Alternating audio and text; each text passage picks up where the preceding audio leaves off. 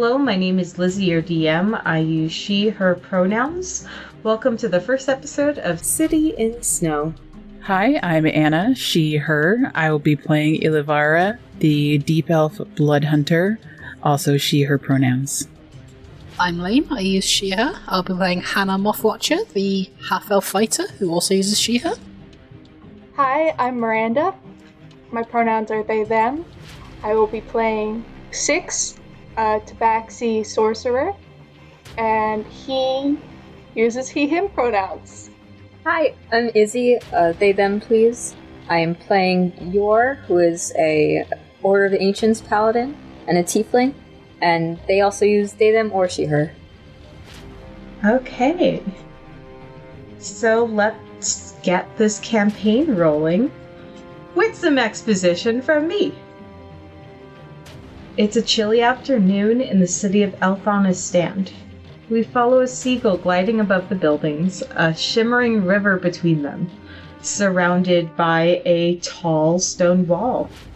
The camera zooms in to the main plaza where a crowd gathers around a great statue of Elthana, the original hero of the city, a half-elf who saved it from destruction hundreds of years ago, now cast in bronze and as tall as a tree on a high pedestal. The people follow a procession of horses and mules and carts, cheering. The First Bastion Mercenary Company has returned successful. After weeks of investigating rumors of missing persons, they're finally back with a slew of people behind them. At the head of the procession, with a gleaming crossbow on her hip, the Master Keyfinder is wrapped in scarves. Behind her, shaking hands with the crowd, an armored woman with a sword on her hip and a smile of sharp hobgoblin teeth, the Master Shieldbreaker. Master Treewalker walks beside her, leading their horses. She does not acknowledge the crowd, and sometimes seems to shield herself from them with a horse on either side. Rumors spread through the crowd as they see a heavy carriage, barred windows and door. It's the Lorekeeper, one of the magic researchers, and the carriage must be lined with lead to contain her, they say. But she wouldn't dare try anything with the company around. Behind the heavy carriage, on a stout fuzzy pony, is a figure covered in scarves and robes. The brass tabaxi, Master Dragonheart, does not acknowledge the crowd. And at the back of the procession, sitting still on his horse, not waving to anyone, is the Master Spellwright. And every so often, when a child runs around in front of him and asks, he'll shoot some sparks in the air and the crowd will just cheer wildly. This is the parade of them entering the city. And after this parade, after anyone who needs to gets put in jail or receives medical attention at the guild house, at the company's house, I should say, the whole city parties. And while the city parties, each of you receive a letter by courier from the Master Oracle, head of the First Bastion Mercenary Company. And the letter says, to you, of wherever you are, there is a matter of some urgency. If you wish to go on a short journey, you may find our company engineer at the Salty Dog Tavern by the docks. Please arrive with any gear you may require and see the attached offering as a token of my optimism towards the success and discretion of your endeavor. At the bottom of each letter are a few words of text in a language you don't know, and a red seal in the shape of a tower or rook, and the letters M-O.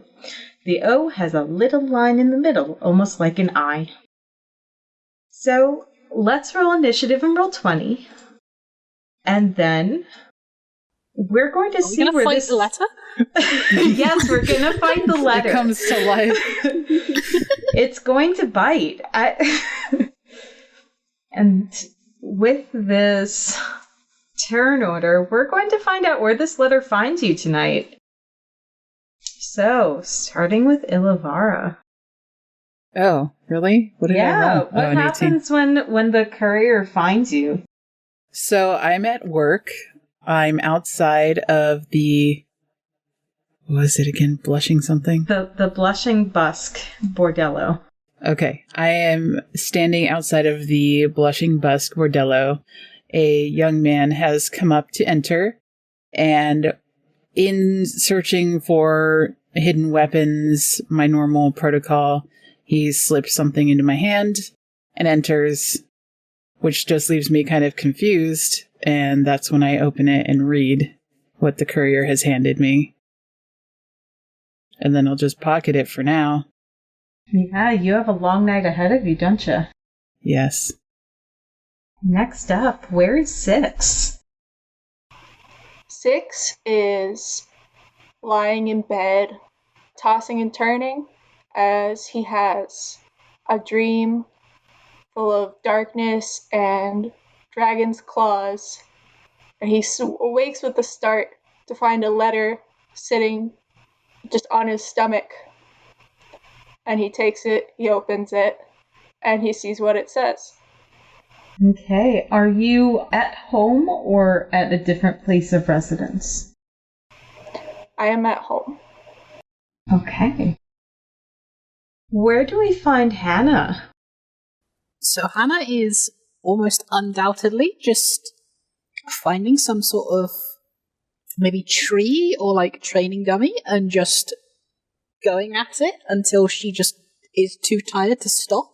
So probably at some point while she's doing this, the courier's just going to come up to her and we'll probably have to just be standing there waiting for like a minute until she stops just hitting this dummy and she actually pays attention to where he is, and then she's like, oh, hello, thank you, and then takes it and reads it.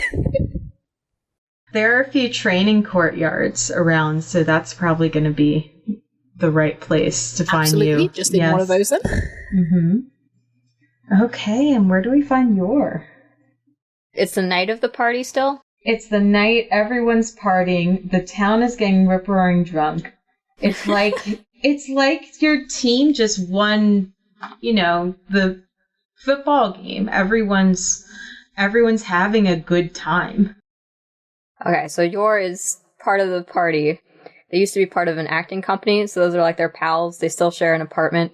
And the letter comes in to give it to Yor, but the one of their friends snatches it up and they have a turn, like, passing it around with each other. Not reading it, but just keep away. And then eventually they give it to them and they read it. And everyone gets excited. Oh, do you read it out loud? Yeah. Well, some of them are trying to look over their shoulder. Awkward. But I understand. Yeah, they're pals. Yeah. Very discreet. I love it. Well, it is the morning after. In what order do people show up at the tavern? The Salty Dog Tavern. Whatever time was said, I am 20 minutes early. Oh, yes. No. I'm very timely. So, maybe about 4 minutes early.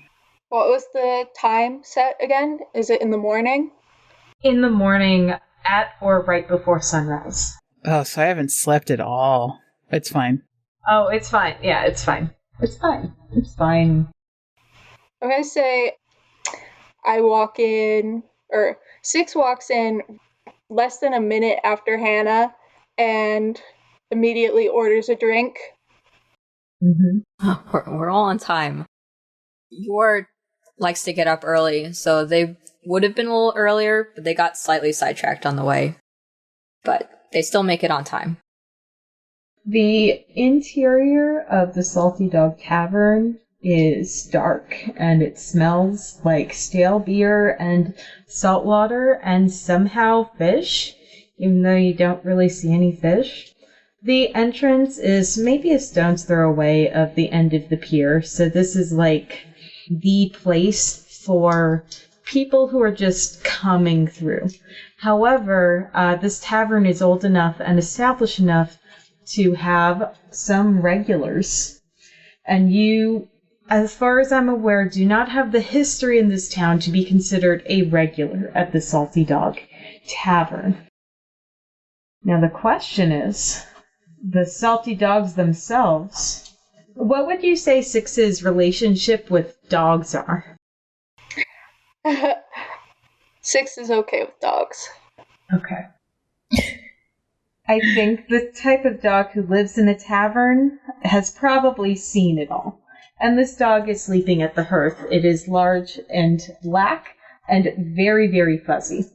Nearby the hearth is a couch on which snores a halfling.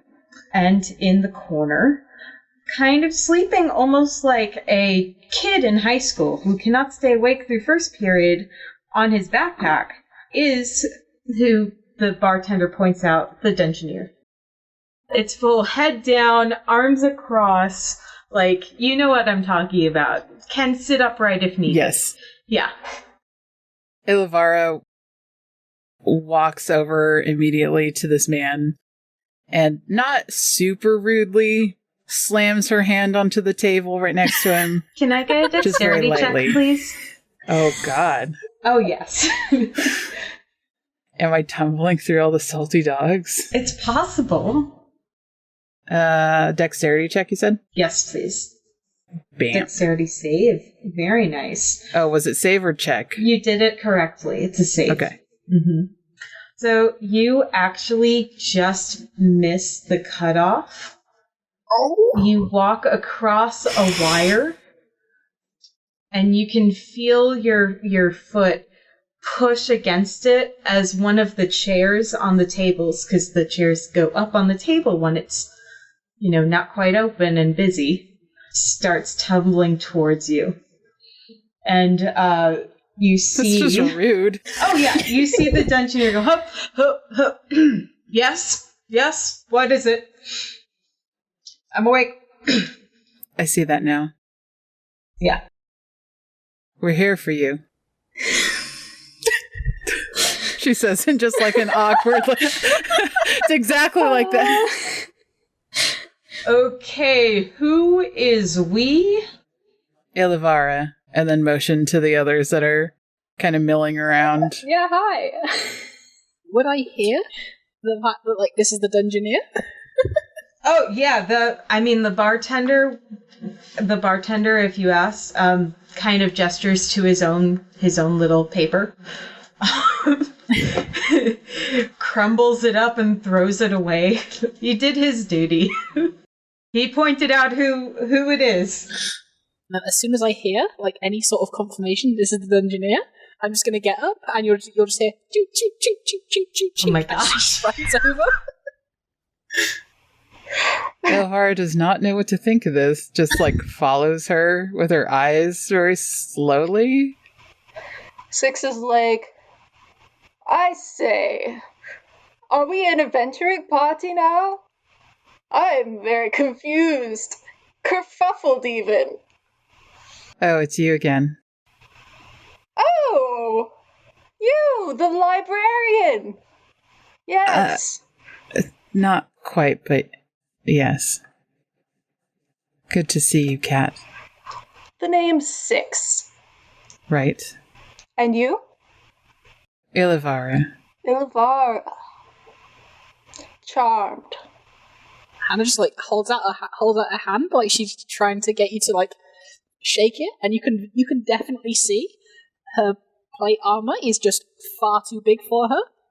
There's definitely noticeable space between where her arm ends and the armor begins, and she's like, "Hello, I'm Hannah." 6 takes Hannah's hand in his paw.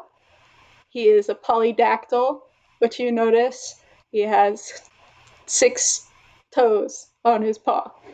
And he kneels and gives Hannah's hand a little peck and says, "My pleasure, Lady Hannah." So I think it's time I should probably describe what she looks like.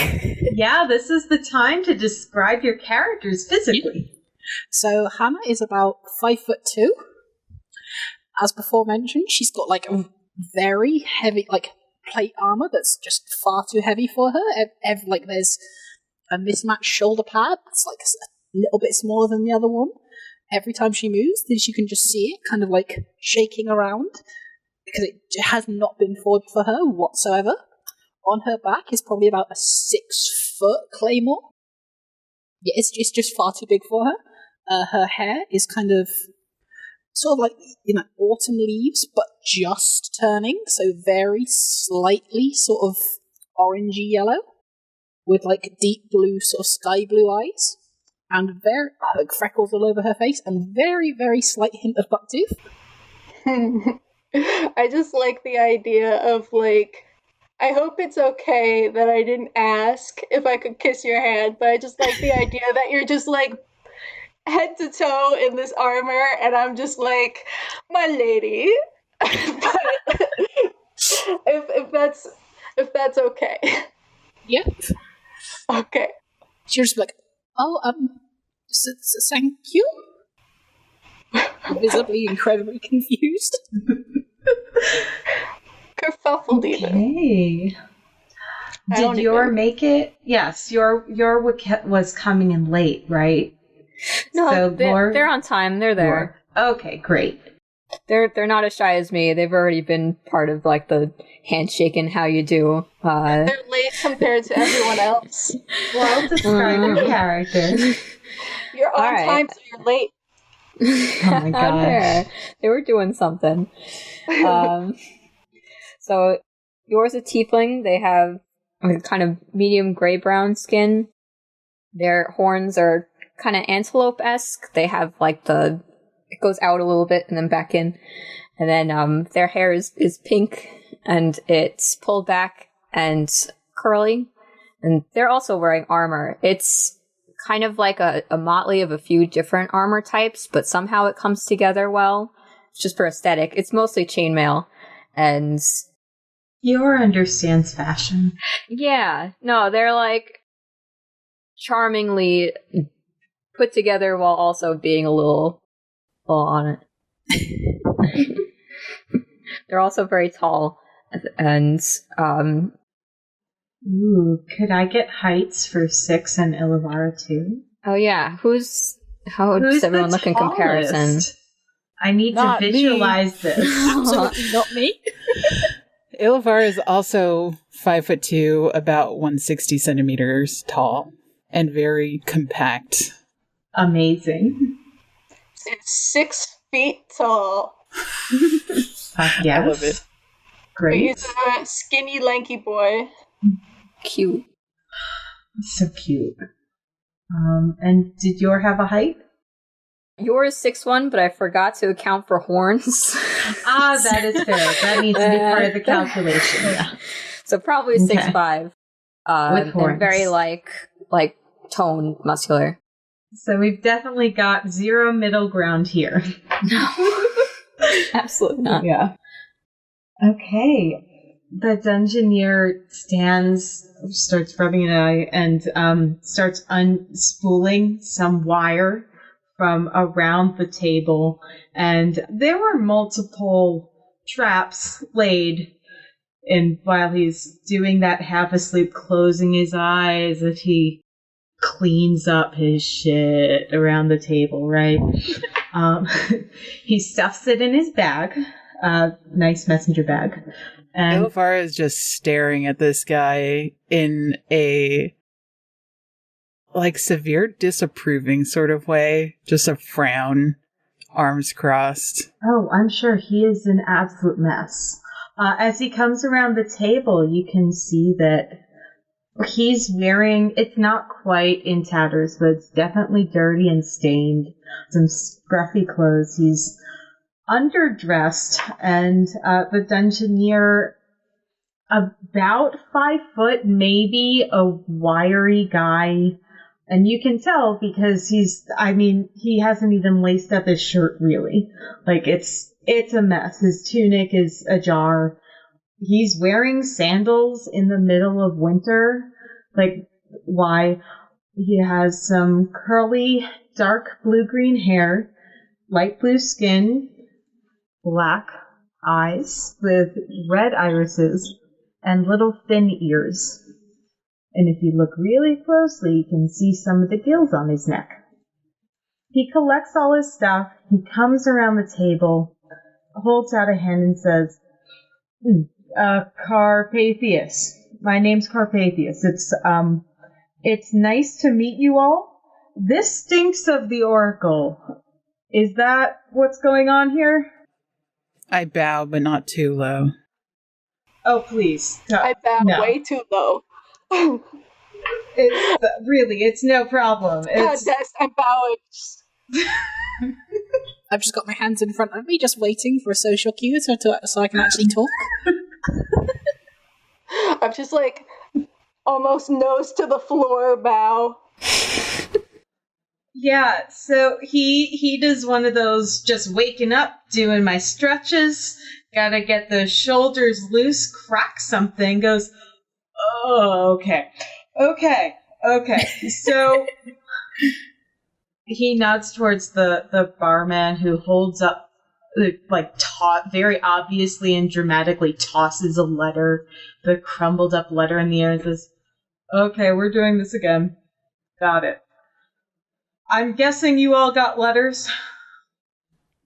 Yes, it Nod. is. Yeah. Okay, so we're going to the stables, follow me. And he beelines it out of the tavern. Are you... Six is like, can I finish my drink, perhaps? Or, I'll just, well, it downs it.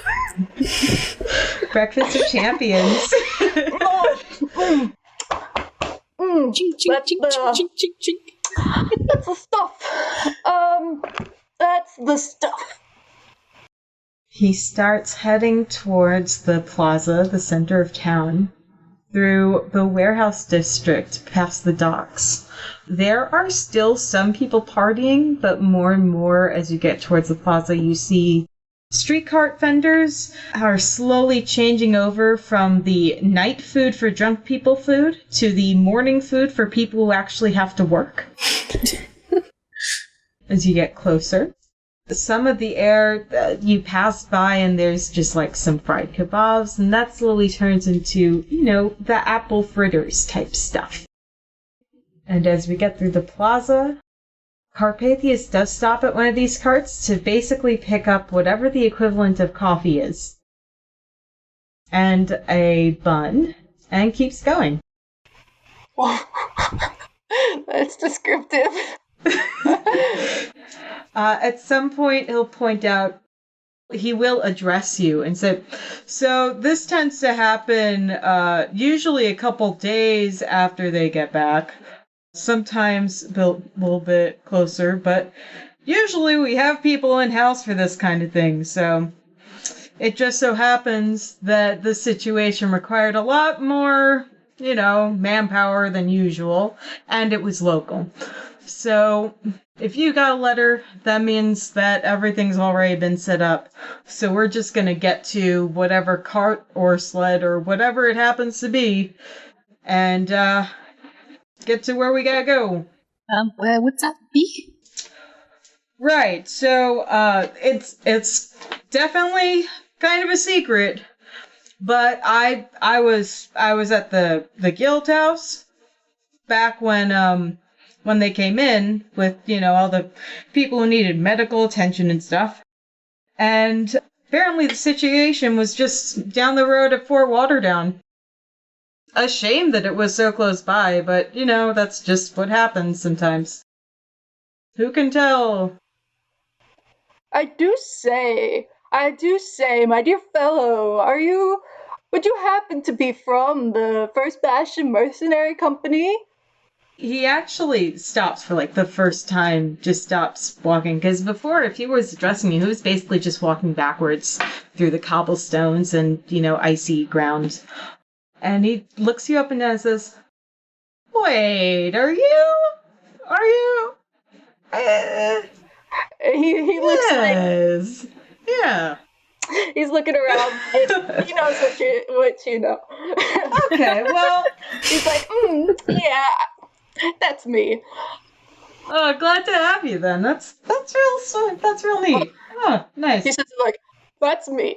And you probably know all about this. We're just, we're just a little fun ride up there, and then I think I know what the situation is. So we're probably good without any extra supplies, as far as I can tell. You all seem, equipped out as needed. And I am a company dungeoneer. Sounds a lot more exciting than it is. Haha. It's mostly paperwork and counting leftover boxes and figuring out, did they file the right taxes or whatever. Hint, villains don't file their taxes.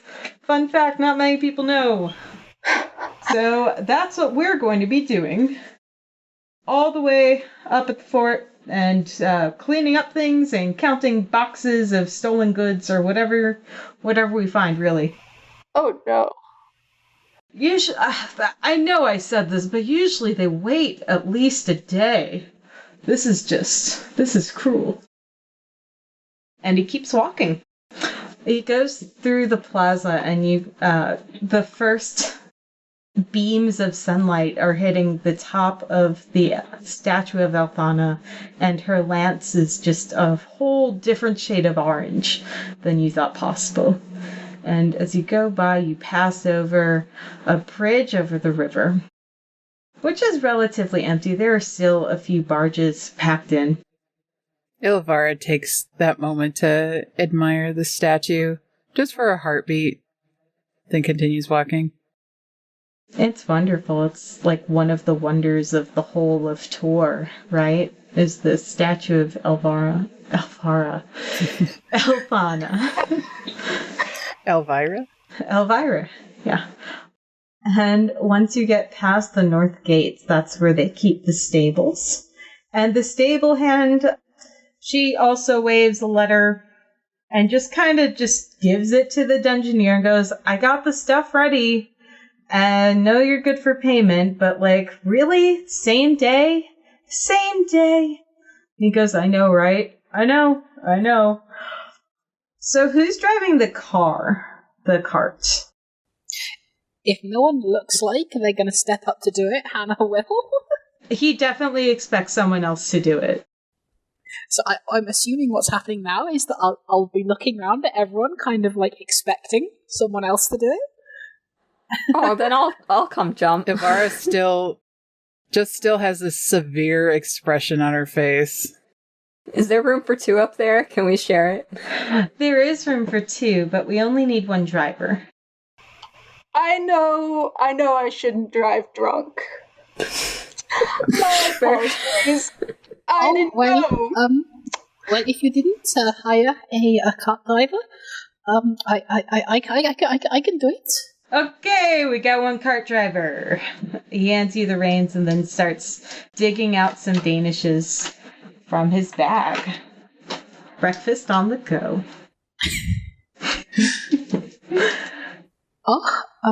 Okay. Everyone, get one then, please. Please. Have you driven a cart before? Yes. I'm going to insight check. You can if you like, but I suspect that she tells the truth pretty often. I trust no one. Well, apparently I trust you. Apparently with a roll of 5 total. 5 total? Yes. Why would they lie? I mean, what you probably get from that is she's really stupid and she probably thinks she's driven a cart before. Oh dear. Oh no. Heavy sigh. Come on, Ilvara, where's your adventurous spirit, huh? Cross arms. I guess I'll climb in the back and just climb up with 6. Yeah, so when I see everyone get in, I'll just be like, let's go, and just set the cart going. I just imagine Hannah going like, go, and just like motioning forward, go. These are very patient and very professional horses who know their duty and go right ahead. Good horses. So you are taking a northbound road alongside the river that goes through the city. And at this time of day, there aren't basically anyone on the road. So it is pretty quiet. The road is flanked on either side by ditches, and that's where people put the snow after it snows. So you do actually have a view of the surrounding area. You're not just driving in a trough between two walls of snow shoveled from the road. It's pretty nice. Yay for infrastructure. The ride takes maybe an hour at most. And at that time, the sun fully comes up over the hills, over the trees of the surrounding area and the farmland. At that point, Ilavara has just been arms crossed, sitting quietly, mostly with her eyes closed. But when the sun starts to creep over them, she pulls out, or rather pulls down, a set of not technically normal modern sunglasses, but it's a half mask that goes over her eyes and just has slits where the eyes will go, and pulls that down once the sun starts to shine on them. Six is curled up, asleep, because he didn't sleep very well last night. That's why he was here super early, because he had nothing better to do and he was awake. But now he's had his liquor, and he's in a gently rocking cart, and he can't help himself. He's out. I am not tempted to pet the cat. He twitches in his sleep. Like, his face is like doing... That's what I'm meditating on. I will not pet the cat. Oh, that's so cute. Oh, that's so cute. I pet the cat. Oh. His ears flatten and his eyes like widen at first as he wakes up, and he's like... So pulls her hand back really fast.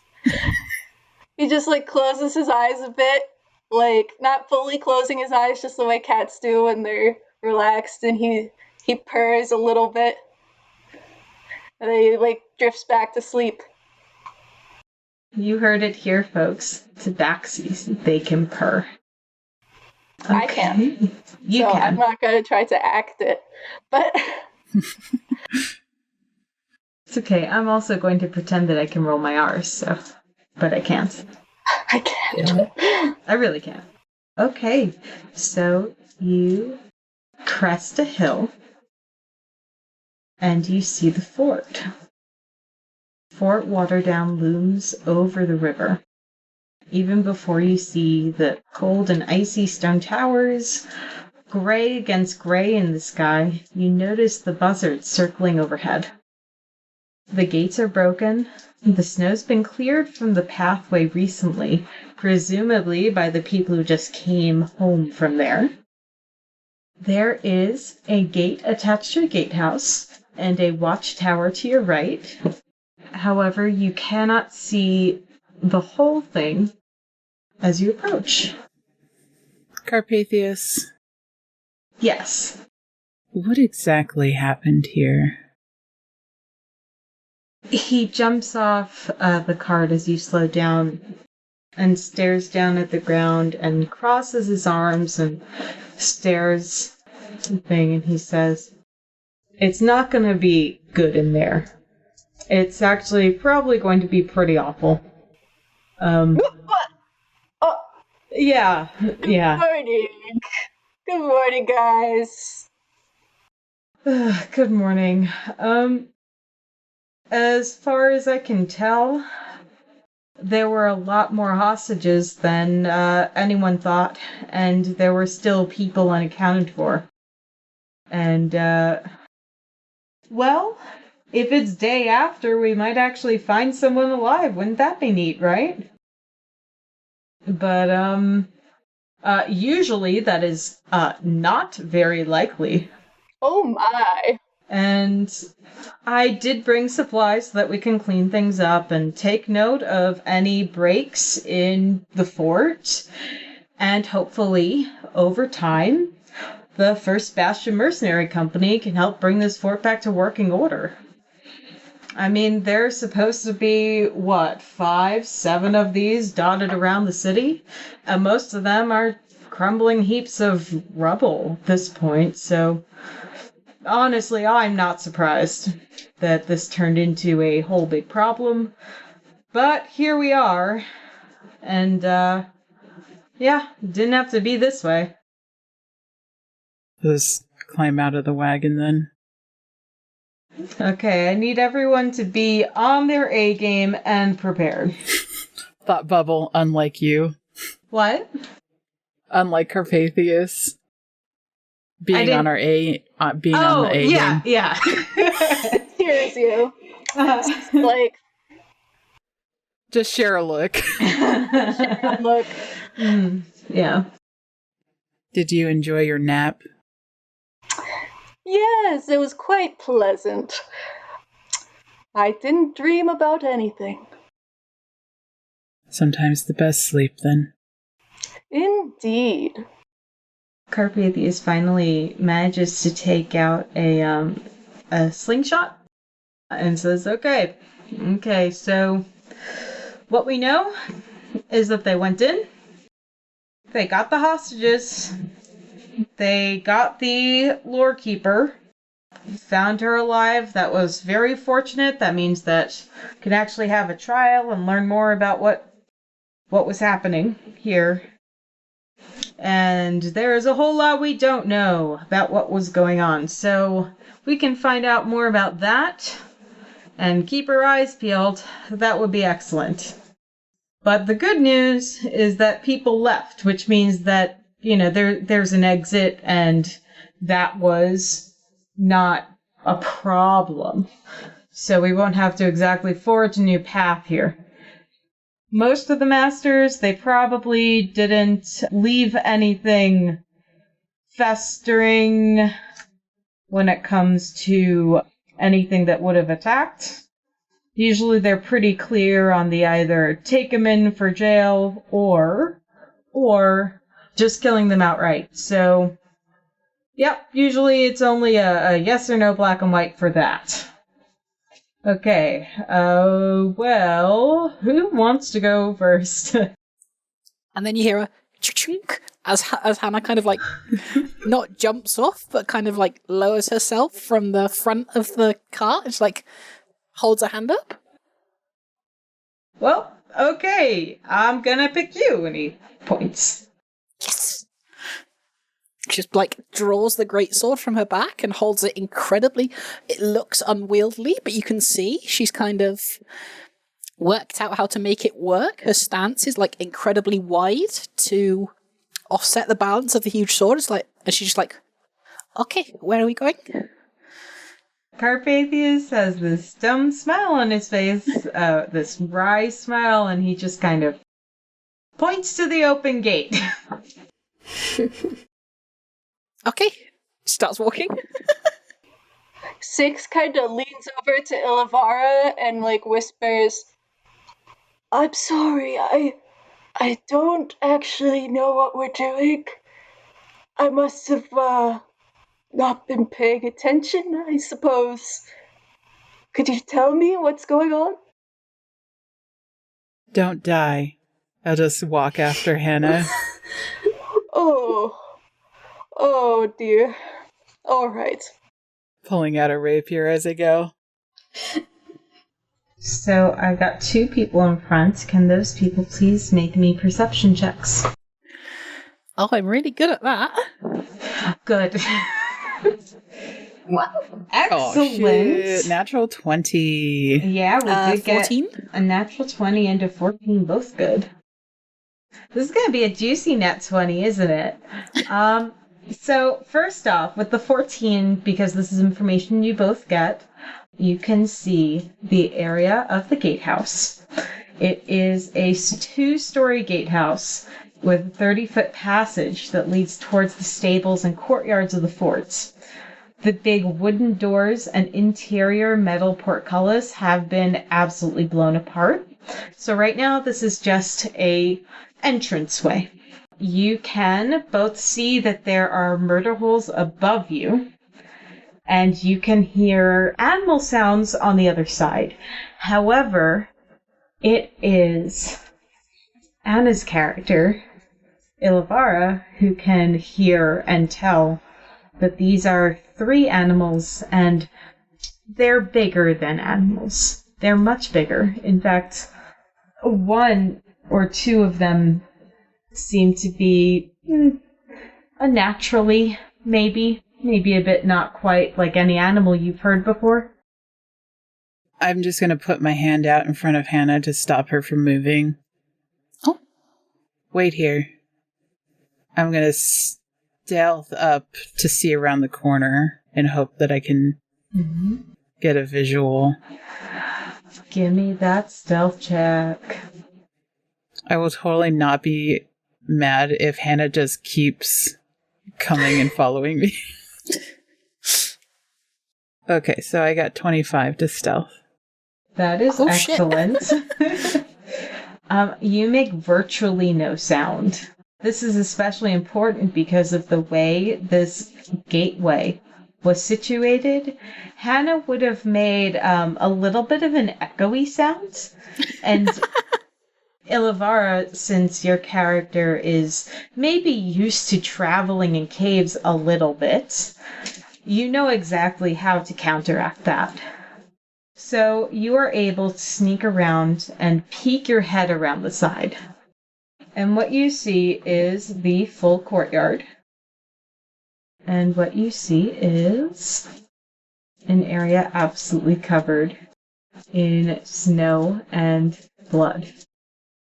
And 3 creatures inside the courtyard, chomping on stuff that is definitely a gruesome sight to behold. The snowdrifts, it's not just pink and red, it's also some marks on the wall of the stable from fire spells.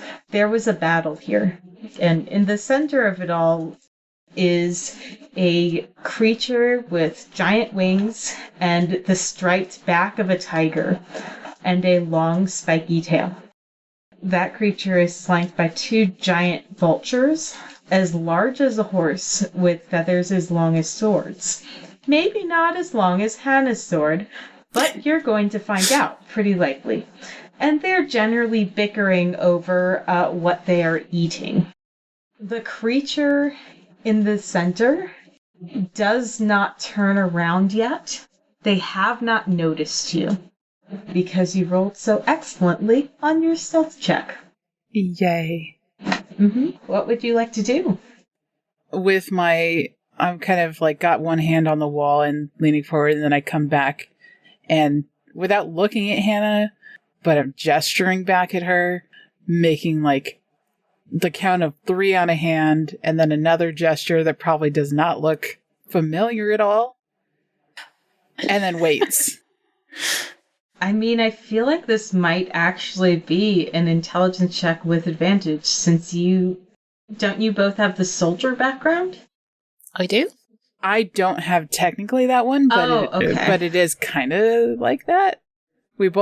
I guess we both have a military background. Yep. Yeah. So if you want to be able to see if you can interpret those instructions. Yeah, so intelligence check. Oh, I'm with advantage, because nice. You might have similar thing. Okay, nice. Wow, that's first roll was 9 and the second was 15. Perfect. Yeah, so you do understand the just wait a second type of hand motions. Drow sign language. I'm not. Oh, I don't think it's a thing. You should do it. It's okay. Just do it. It could be, yeah. Okay. So I just assumed that's what you were doing. That would be fun, though. I do love Drow sign language. So there's probably some signs in there that she doesn't understand, but Hannah generally gets the gist of 3 large creatures left. And then okay, so she'll take like a few seconds in her head to work that out and process it. The hamster wheel is going. Yeah. And then, like, sort of take a step back, turn to the others and go, there's 3 very large creatures in the courtyard, and Ilvilara is looking at them. She just looks back and is like, gesture Hannah like, come on, like forward. And she instantly sees that and she goes, oh, okay, and goes. Guess we're going. I guess we are. Move your tokens on the map, please. Oh, yeah. And tell me if you're sneaking or not. Absolutely not. No. Absolutely not sneaking in? Okay, good She's to know. not clever. She wasn't told to be stealthy, God. so she's not That's going true. to think about it. I'm sneaky. I could try to be sneaking. Echoing in this hallway. Ilivara's just like, Tommy. Wait, do we move our speed or just like this one? Just regularly, and we'll worry about speed if there's combat. Okay. So, Carpathius is going to be behind you all with a sling and a stone ready. Very useful.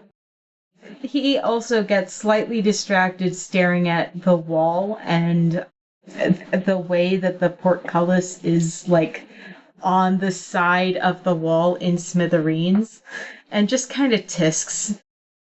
You know, this was made like a long time ago, and they just kind of, you know, yeah. Ilivara just snaps back and is just like making a gesture like, shut the fuck up. Right. Okay. Yeah. And then motion Hannah to go first. She's going to wait until everyone else is, like, kind of ready. And then... Oh, wait. I lied. Sorry. You lied? No, can I do something? Yeah, of course. I would like to, on Ilivara's left hip...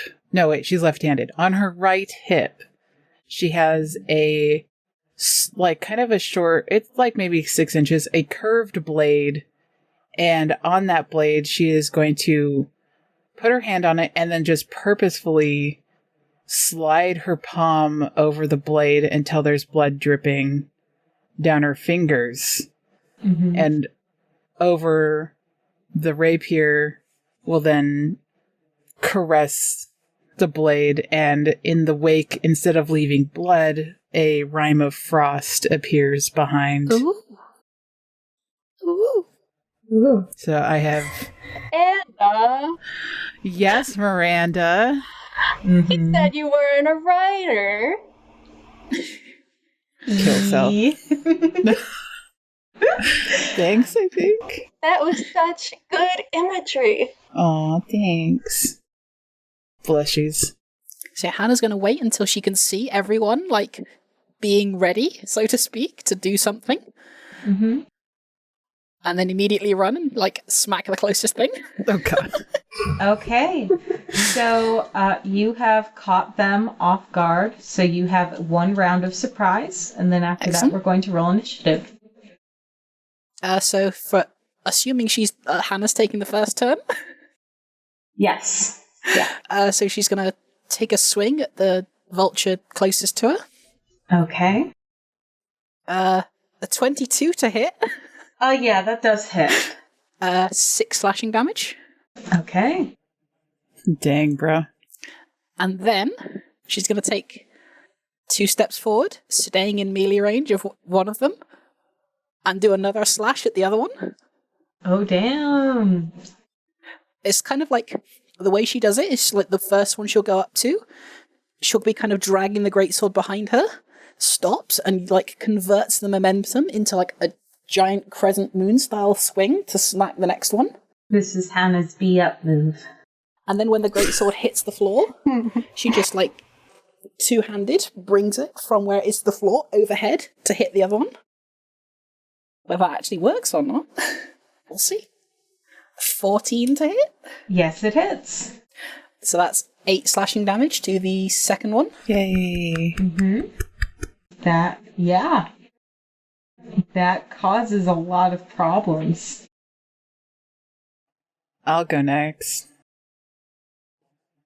I am going to skirt around, hugging the wall, and come up behind to flank this one. Oh, there's no flanking, is there? Not unless you have a very specific thing, like being a rogue, which you are not. Fine. I'm technically flanking in a technical military maneuver. And then I'm going to stab it in the back. Okay. Or attempt to. Roll those dice. That hits. Oh, sweet. Oh, that is a lot of damage, isn't it? So that will be 10 from the rapier and 6 from the cold. If it's not dead, I will attack again. Oh, it is not dead. So I will thrust again for, it looks like another hit. Correct. So 13 damage total. This one brings it down. Describe that for me, please.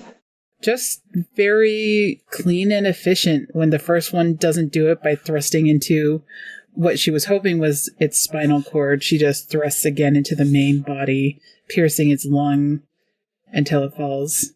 Okay. I don't know how horrifically gory we can be. I don't know. I feel like I've been holding back a little bit, but that's okay. I feel like we understand what's going on. Yeah. We don't have to describe it choking to death on its own blood. It's fine. No, we don't. We're good. Okay. Next up, I see a roll there already, so I'm assuming that is your turn. Oh, that was an accident. I was looking at my character sheet, but that is actually what I wanted to do. Great, let's do that, but you will have to have line of sight and tell me what you are trying to hit. Okay, so I'm going to try to hit the remaining vulture. Yes, a 12 hits. Okay. He puts out his hand and a bolt of fire, or a mote of fire, is hurled in the direction of the vulture like a tiny comet. And so, range spell attack. On a hit, the target takes 1d10 fire damage. It's 2d10 because of my level. So... Oh, it is rolled as part of the spell. Okay. That's what that 18 is, because you rolled an 8. Yeah. Holy shit. Yes. Wait.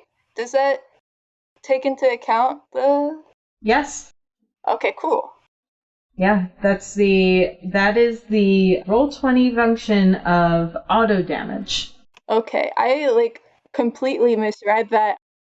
Yeah, if you scroll over the 12, it tells you what the roll is. I see. An 18 is exceptional, and this turkey goes up in flames like a Thanksgiving turkey, and more of it becomes bald. Hannah, you can smell that, that delicious Thanksgiving turkey smell. Six kind of blows on his paw, like a little smoke blows off of it. How fucking pretentious. I love it. Okay. He's a ham. Absolutely. He's a big ham. Is there anything else from 6 this round? He's gonna wink. That's it. Winking is a free action. Winking is a free action. Thank you. We have the title of the episode now. Winking. Ilvard I was totally looking back when I saw his fire, and I was just shocked and looked back just to see in time 6 blowing the smoke off of his palm, and it's just clearly dumbfounded and did not expect that from you. Yeah, this vulture. This vulture is on its last legs. Next up would be Yor. Am I able to get them into range from here? Does this have a distance? Yeah. Does what have a distance? Oh, 30. Okay. Yeah. I'll go as far as I can. Okay. You can use the dash action to sacrifice your regular action to move 30 extra feet.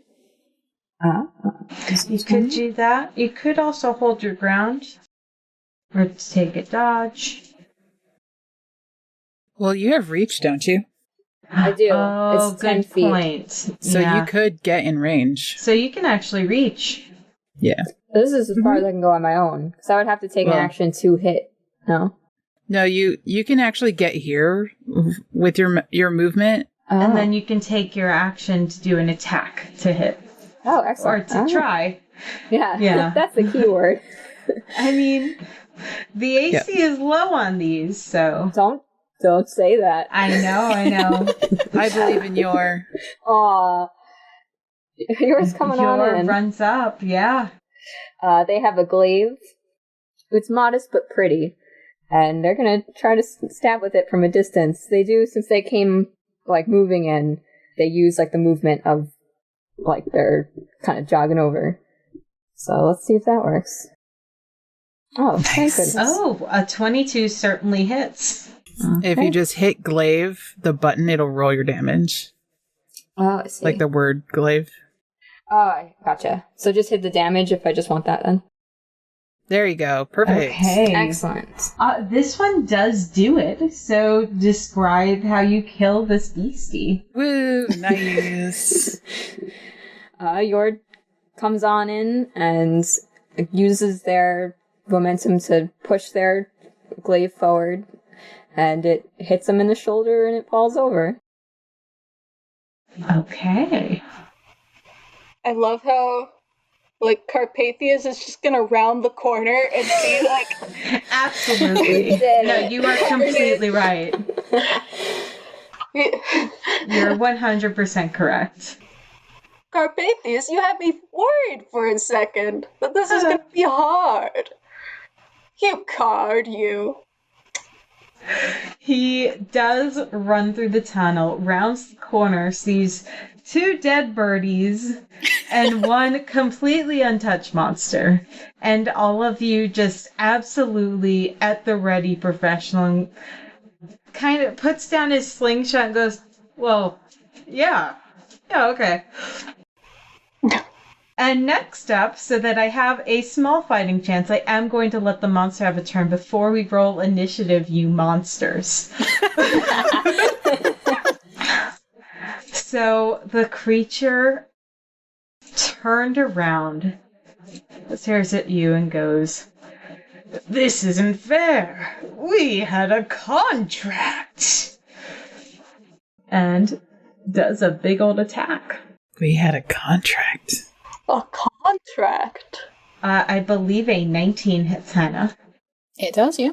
Moves up and bites you for 4 piercing because you all had the good rolls today. So, I have the heavy armor master feat, so 4 piercing becomes 1 piercing damage. Very nice. Thank you. You will have to constantly remind me.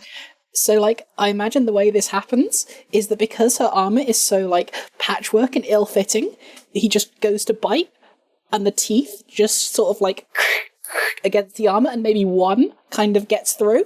It's all empty space. Yeah. There's nothing there. It's like Alphonse Elric. Oh, the actual person in there. An actual tiny person. Wow, and the second claw does not hit. I believe a 16 does not hit. A 16 does not hit. A 17 does hit, though. Oh. So the first claw just kind of swipes against your armor and doesn't get you at all. The second one does get you for 4 piercing, and I adjusted that. Okay. And then it is going to start backing away like a cornered animal. I'm going to take my attack of opportunity against it. Yes, you may. Please go right ahead. So as it kind of starts backing away, she's going to, oh no, you stay here. And just kind of not even wildly swing, but kind of half flail, half I'm a big threat, don't you move sort of swing. Mm-hmm. That does not hit. That's a 7. That does not hit, no. You were probably very confused because the face of this creature, which you have now seen, does almost look like a person face with too many teeth. and a big old lion mane of hair. Think I know what it is, but that's out of character knowledge. You are correct. Okay, and now we actually roll initiative. Let's fuck him up. Ooh, wow, I rolled very badly on initiative. We're coming for you. I also rolled poorly. Okay, so up at the top is Hannah. Excellent. Okay, so she heard, oh no, this wasn't fair, we made a contract, so this has confused her a little bit, and she wants to know a bit more. So I'm going to run at it, and I'm going to attempt to, completely just, full body throw myself at it and try and grapple. Clink, clink, clink, clink, clink, clink, clink. Oh my gosh, we're doing a post-grapple check? It's not even like a clink, it's like a full body sprint, run, jump to try and grapple. We're doing a post-grapple check, so it's like my favorite. So he needs to beat an 8. An 8? That's 3 plus 5. I have a good chance of that. You would think so. Natural 1. I believe theoretically I can also use acrobatics. However, they are equal for me.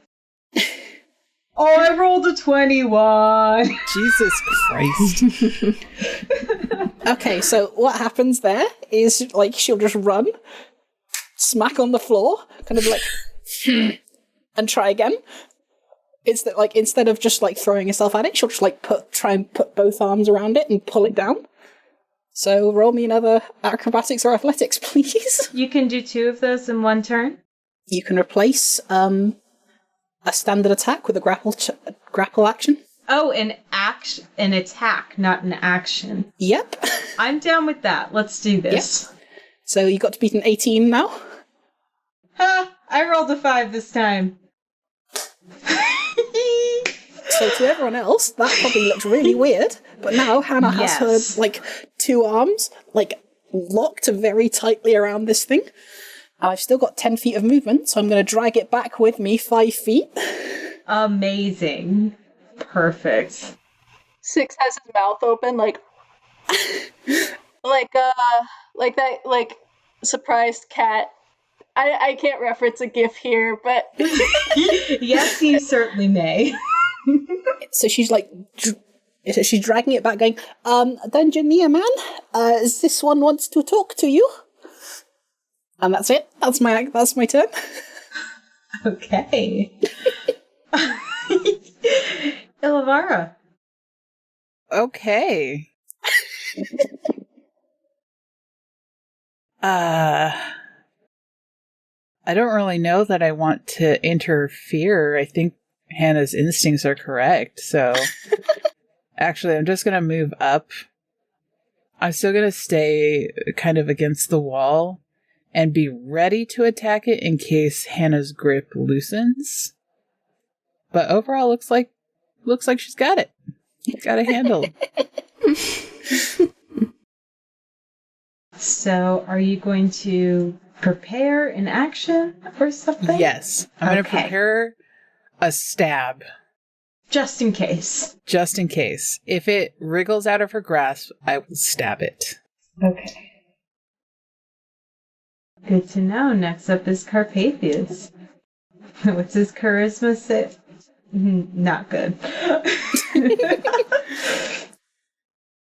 So Carpathius is going to go, yeah, right, okay.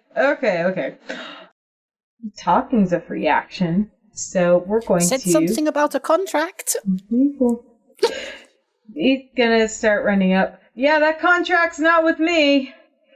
Okay, whatever you are, suspicious. You better tell us about whatever this contract is, or we will do you like we did these birds. That is going to be an intimidation check. Against myself. Oh, it actually worked. would I be able to give him advantage on that anyway, considering I've got two, fairly strong arms around its neck? I think that's extremely fair, too, that someone being intimidated and is already grappled. So, just in case I get the nat 20, just in case, I do not. I did worse. So, he does have his sling out, although he kind of acknowledges that he's surrounded by people with much better weaponry, much more apt weaponry, and he kind of does step around some viscera, both recent and not recent, as he does say, "Okay, you're gonna tell us what you know, or I'm gonna tell them to kill you. That's what's gonna happen." And it seems that the creature hones in on him, takes a deep breath in, and stops wiggling as much. The tail is still going back and forth, that terrible scorpion-like tail. It is now Six's turn. So, I've got feline agility, so I can double my speed until the end of the turn, and I can't use this trait again until I move 0 feet on one of my turns. So, could go here. And considering that Carpathius was just trying to,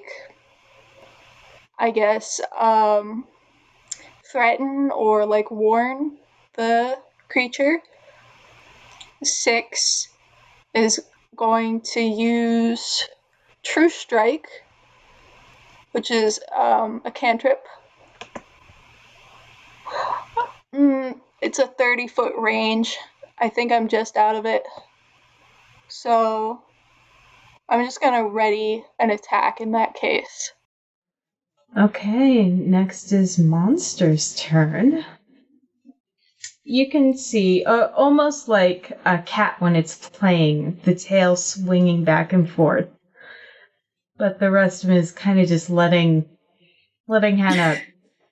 I want to say, it's almost like you're pressing the giant head into the ground under your arm, right? Like you're about to noogie this monster. This is a very serious podcast. Six is it's another cat. Yeah, right? That's my hiss. I'm not even going to roll an intimidate check because he's already intimidated. One must doubly intimidate. Also because Six is not intimidating. Not intimidating. Maybe to a mouse monster. Aw. Yeah.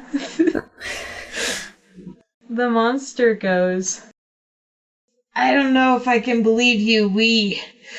I've already been betrayed once. I don't know. You don't even smell right. You smell like fish. How did you even get here? We had a contract. We could have whatever we wanted once a week. And now it's not even fresh. I don't know what this is." And he kind of one wing gestures to the surrounding area. And all of the viscera all over the ground. And blood. And snow. And yeah, I think the monster is going to start begging for his life. It's life. It's life.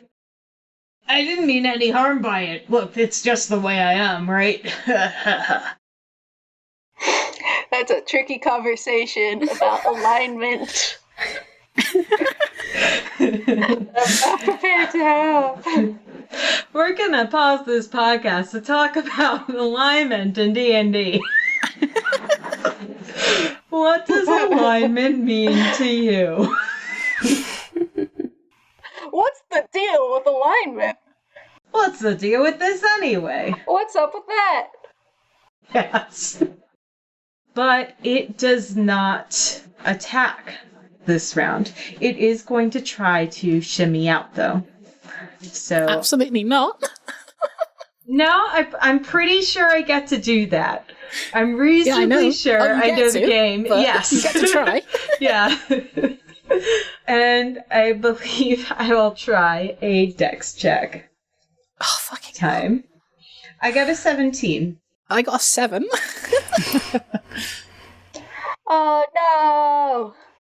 So, what he's gonna do is get stabbed. Well, wiggle the butt out, and we'll get to the stabbing. Okay. But first, what the motion he would like to do is do this. The wings will swoop down and lift him off the ground, and he's going to do a swoop and a leap onto the guard tower's catwalk at the top. And a swoop. Yes. This catwalk is about 20 feet high, and there are stairs at the north end of it. And that is this creature's action for the round. Yeah, unfortunately I wasn't in range, so I couldn't take my prepared action. Okay. Is it within 120 feet? It certainly is. Yeah! Do your thing. Fire time. That's not my catchphrase. Oops, too late. Fire time! A 17 hits for Yay. a comet of a firebolt and 6 Nice. damage. That's the first damage it's taken because it was previously in a headlock. Nice. Next up is Yor. Well, we were talking to it for a hot second. Can I try persuasion to keep it hanging around to talk? Yes, you may. Ah. Tell me what Yor says and roll a persuasion check. Okay, well, since it is up there, it looks like a, like you'd beckon to somebody on a set piece on a theater stage, just trying to convince them that it seems like there's stuff we both don't know here, so it would be best if we could talk about it, and that way we don't have to hit each other. And then just roll a thing. Yes, please. Alright, persuasion is... Hey, unnatural 20. I got Very plus nice. 7. It is great that this monster was written to be able to talk, but was not written to have any skills whatsoever. Oh, I rolled a 19. That's just under, and I think that counts for him being persuaded to stay and talk. Still threatening to fly off whenever, in case there's danger, because, today's not the day. To turn into a fireball of a turkey, like the vulture. So, next is Hannah. So she's just seeing the fact that this thing got away. She's going to be like,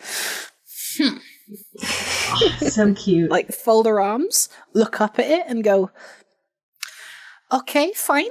I promise I won't hurt you, but we have to talk." Okay. She's just there, kind of tapping her foot, folding her arms. Okay, next is Ilavara. I do want to hurt it. I'm sure you do. Hard work. Can you get up there? Not reliably, but I do see a staircase not too far. Yes, you could also try to climb it. I don't think I want to try that. That is totally fair and understandable. Give me a boost. Aw, to do what? Stab it in its eyeballs. Wow. No, I think I'm just gonna actually move along the wall beneath. At some point, you'll be out of line of sight, won't you? Yes. Yeah, okay. I think I will actually be stealthing as well, because I want to give us an advantage in case we need to, so I want to stay out of sight. Okay. So I only got a 14. It does not notice you. It's very busy figuring out what these what these three are doing. What these three, Yor, Hannah, and Carpathius are doing. So I moved 30 feet. I forget, in 5th edition, stealthing, do you move half speed or no? If you're doing stealth in combat, it's assumed to be small, like increments of movement, so there's no movement penalty. Okay. But I as a DM, like, imply a small penalty if you're moving, so that's just me. Minus 10 movement if you're a human and have a regular pace of 30. But that's not in combat. No, I'm gonna leave it as is, but because you're hidden right now, that's going to be a specific thing. Okay. So I'm just going to stay where I'm at then. I have enough move speed to get to him if I need to. That's totally fine. You are hidden in a blind spot as this creature is looking the other way. Next up is Carpathius, who is definitely going to ask, "What do you mean you had a contract? A contract with who? For what? This doesn't make any sense." And that's going to be the end of his turn. I think he's going to move up a bit, though. Let's stay behind the people with the weapons. And the next turn is 6. So, how tall is the wall? It's 20 feet. I can climb it. Yes, you can. So I climb it. I can't move forward or anything, right? Do you have any extra movement? I believe you used your climb movement. So. Yeah. So can I use my normal movement, or...? Same thing. Unless you've got special tabaxi things. Okay. I don't think you do have a special tabaxi thing for this. Just tabaxi things, you know. It's just tabaxi things. Then I am going to... Can I roll stealth while I do this? Or is it too late? I think it's too late, and I think the creature's already looking in your direction. Okay. Because we did solidify that the creature was looking towards you three and away from where Ilavara is located. Okay. 6 is like, I didn't think this through. I'm one square short of being able to do 2 true strike. Oh. So I can't. Okay, so I am going to cast Detect Thoughts on myself. I'm not close enough in range, though. Why? Can I detect the thoughts of the manticore? That's maybe not a manticore. Stage whisper. It's a manticore. It's a manticore. Sorry, what is Detect Thoughts? It lasts for a minute, so I can move in my next turn and still use it. So Detect Thoughts is detected on self, concentration, and up to 1 minute. So you can read the thoughts of certain creatures when you cast a spell, and as your action on each turn until the spell ends, you can focus your mind on any one creature that you can see within 30 feet of you. So that's one creature with an intelligence higher, 4 or higher, which is correct. And you learn the surface thoughts. Okay. Okay. So yeah, that's going to be the end of my turn. Next up is Critter. And the manticore shouts back in the direction of your Hannah and Carpathius. We were given fresh food, and it was reliable. And that's the bargain, is that they give us things. There's no problem with that. In fact, we got the best part of the bargain. And it wasn't with any of you, I think. It's hard to tell. It was with, the... Oh gosh, I don't have a name. The lady with books. Book lady. looks at Elvira. Shrug. Shake head. It could be you. Just scowls in the end. I knew something was up when I came here and things weren't fresh around here. It didn't taste like sand either. But at least we had fresh food for a while.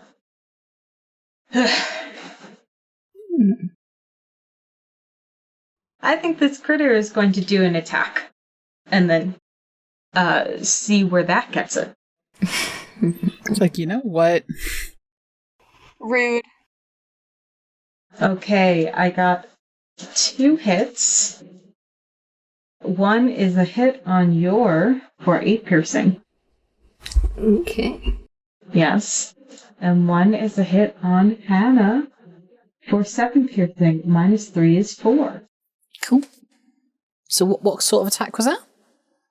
Its tail whipped around and spikes flew out of it right at you.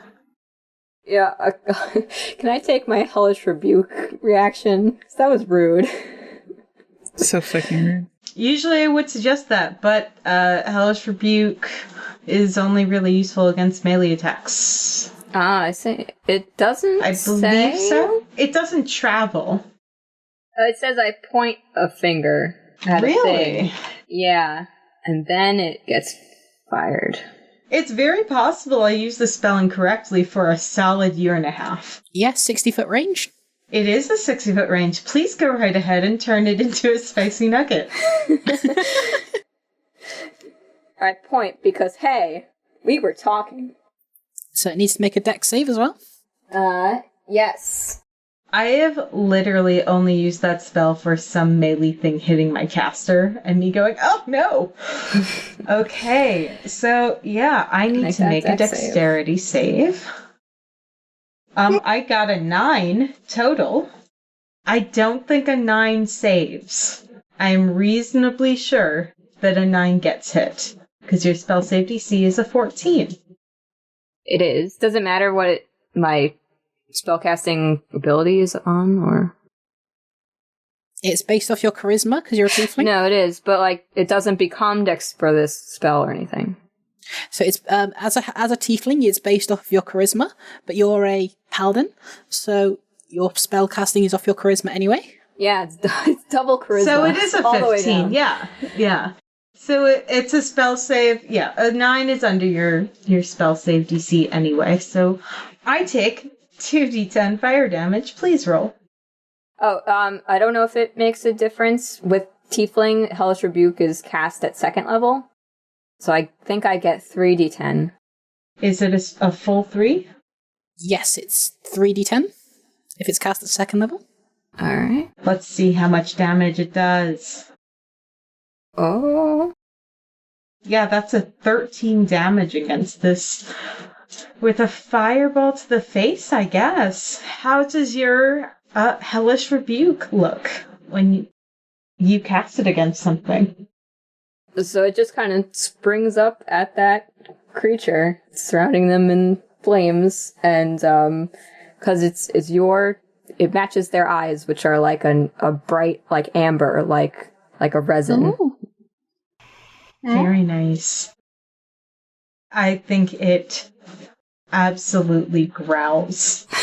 And I'm not going to say it's blinded for a turn because that's an official, designation. But we can play it like you got it right in the face. And it is now your turn.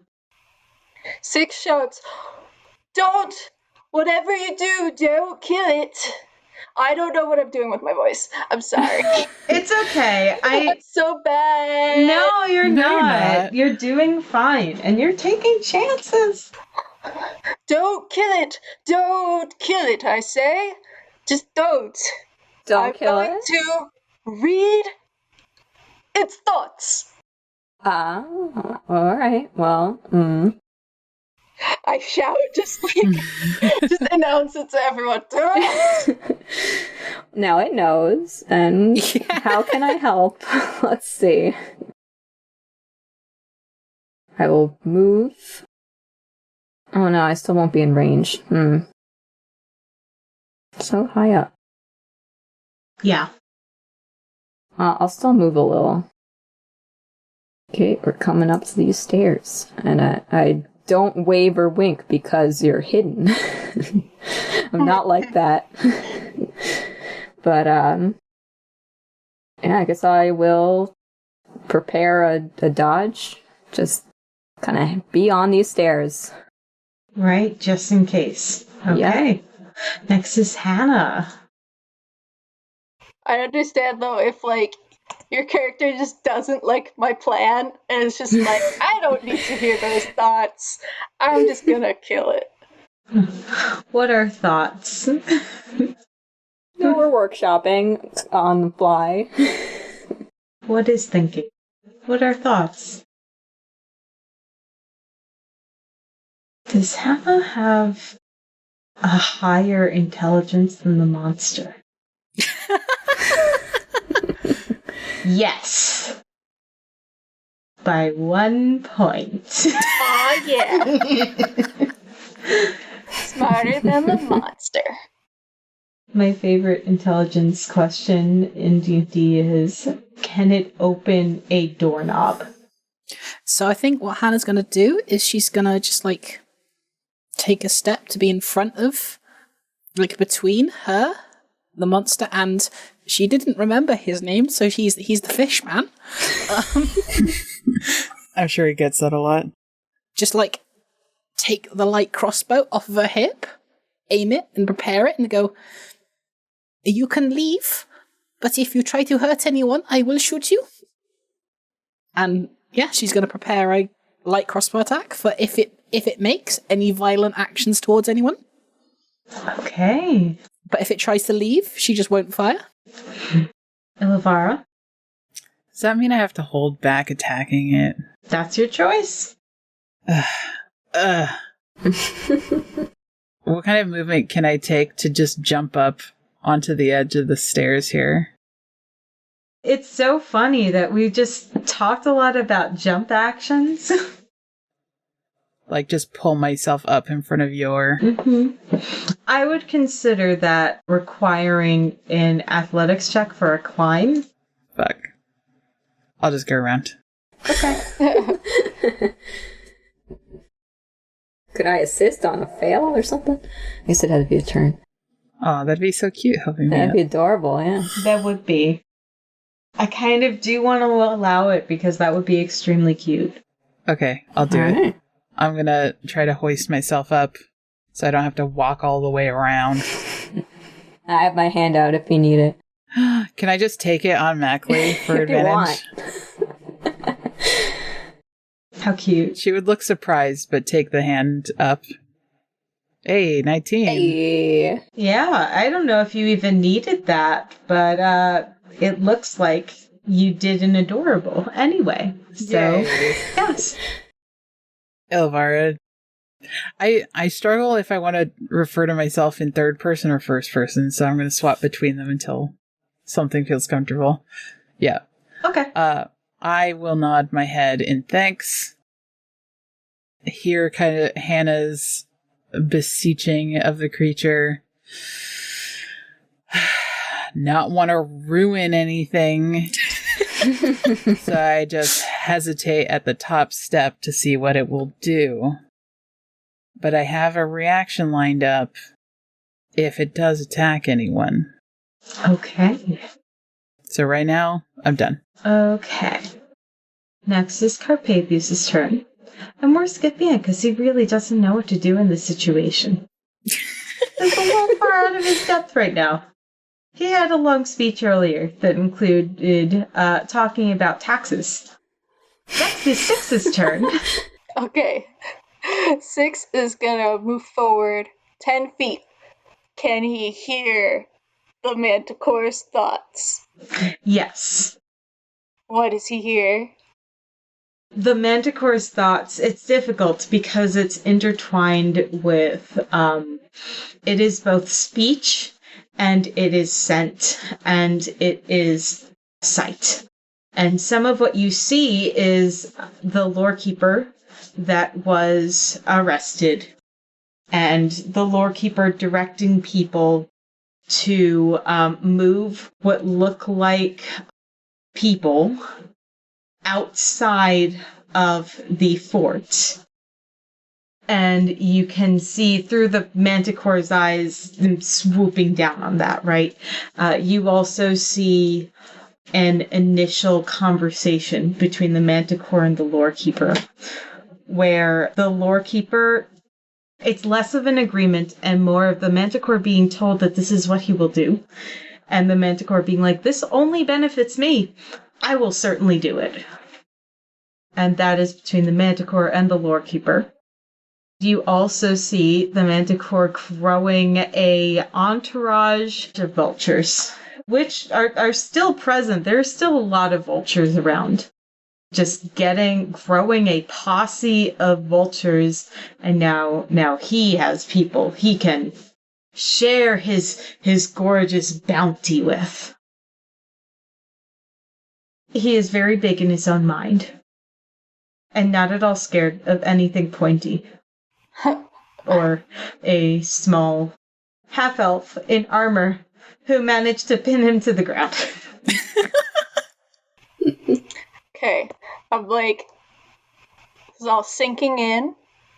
Oh shit! Well, that's what I was gonna do anyway. I believe that I don't think it needs to be rolled. Hold on, I believe that to read the mind counted as your action. Oh, it says it is an action. Yeah, so to use Detect Thoughts is an action. Okay, so that is the end of my turn. Okay.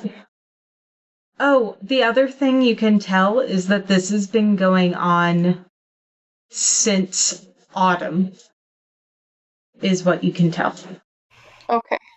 From the surroundings of the Manticore. It's currently midwinter. Yes, it is. Okay. Next is the Manticore, who is going to throw some tail spikes out.